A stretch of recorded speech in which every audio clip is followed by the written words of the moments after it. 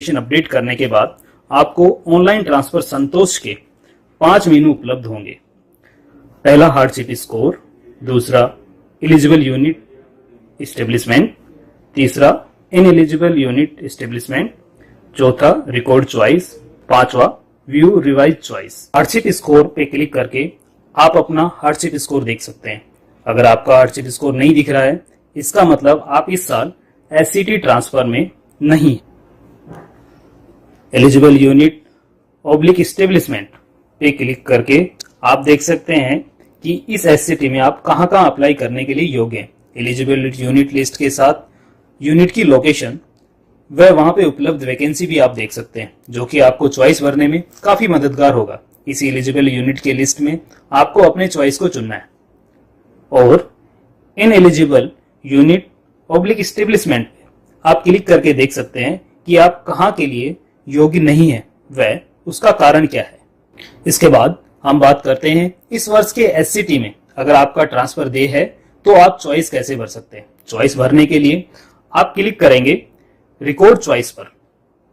इस पर क्लिक करने के बाद आपको 3 मेनू उपलब्ध होते हैं, summer change general, summer change special, summer change retention. General choice सभी को भरना जरूरी है।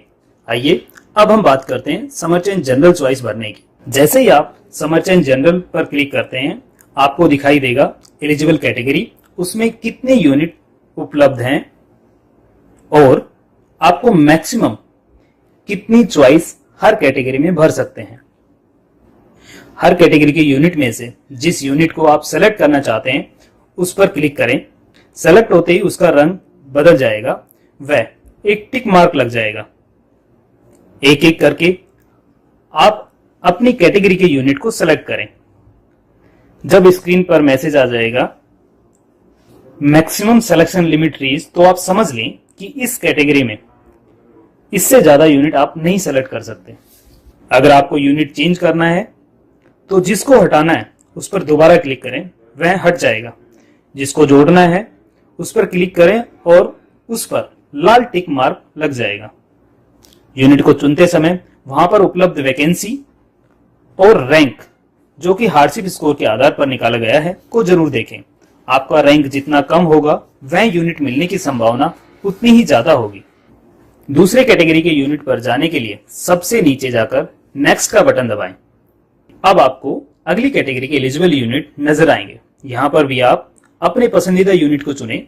जब मैक्सिमम सिलेक्शन लिमिट रीच्ड का मैसेज आ जाए तो नीचे जाकर नेक्स्ट पर क्लिक करें। इसी प्रकार हर कैटेगरी में आप अपने पसंदीदा यूनिट का चुनाव करें।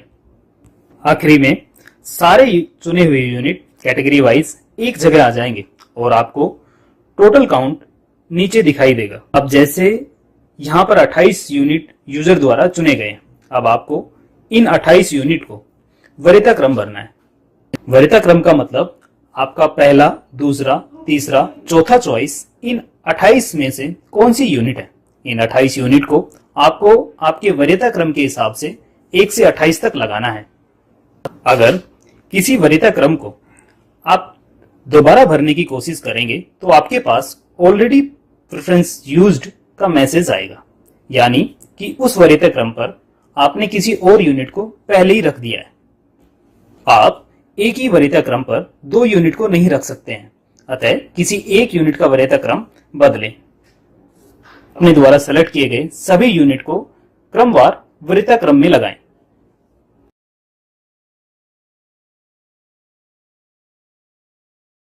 उसके बाद सबमिट को क्लिक करें, जिससे कि आपकी चॉइस संतोष एप्लीकेशन में सबमिट हो जाएंगी।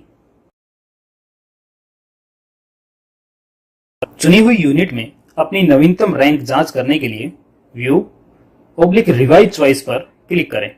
संतोष एप्लीकेशन ट्रांसफर प्रोसेस करते समय आपके द्वारा वरीयता क्रम में पहले से आखिरी यूनिट को क्रमवार आपके हार्डशिप स्कोर, वहां पर उपलब्ध वैकेंसी और आपकी एलिजिबिलिटी को देखते हुए यूनिट आपको अलॉट की जाएगी। यह ध्यान रहे कि यदि अन्य कर्मी उसी इकाई के लिए आवेदन करते हैं, उनका हार्डशिप स्कोर आपसे अधिक या कम है तो आपकी रैंक बदल सकती है।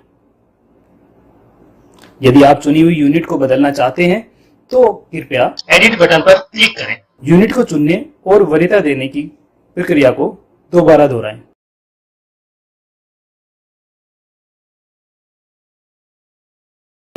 अब हम बात करते हैं समर चेन स्पेशल चॉइस को भरने की। समर चेन स्पेशल चॉइस को भरने से पहले आपको समर चेन जनरल चॉइस को भरना अनिवार्य है।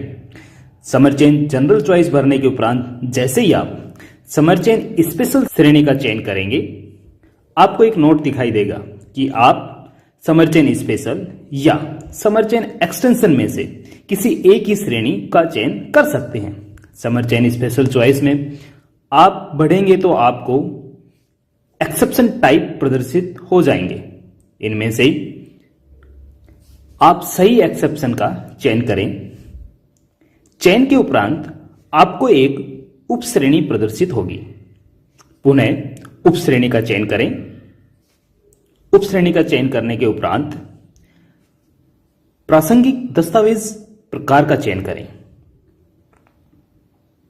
इसके पश्चात सेलेक्ट योर फाइल पर क्लिक करें तथा प्रासंगिक दस्तावेज को पीडीएफ प्रारूप में जिसका आकार 250 KB से ज्यादा ना हो अपलोड करें। इसके बाद नेक्स्ट क्लिक करें, जिसके उपरांत आपको सीआरपीएफ के सारे प्रतिष्ठान क्लस्टर के तौर पर दिखाई देंगे।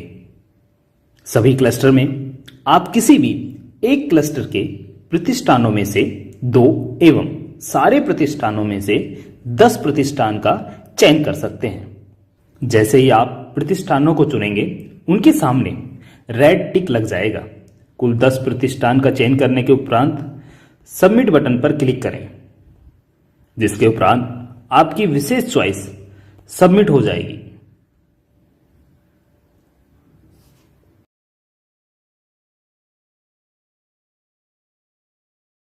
अब हम बात करते हैं समर चेन रिटेंशन को भरने की। समर चेन रिटेंशन को भरने से पहले आपको समर चेन जनरल चॉइस को भरना अनिवार्य है।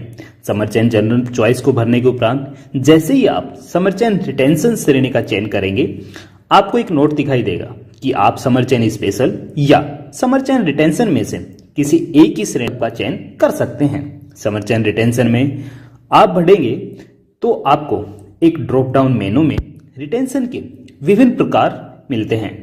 इनमें से सही विकल्प का चयन करें। चयन के उपरांत आपको नीचे दिए गए टेक्स्ट बॉक्स में आपका अनुरोध कारण 200 शब्दों में अंकित करें। इसके उपरांत यदि आप संबंधित दस्तावेज अपलोड करना चाहते हैं तो सेलेक्ट योर फाइल पर क्लिक करें तथा प्रासंगिक दस्तावेज को पीडीएफ प्रारूप में जिसका आकार 250 KB से ज्यादा न हो अपलोड करें।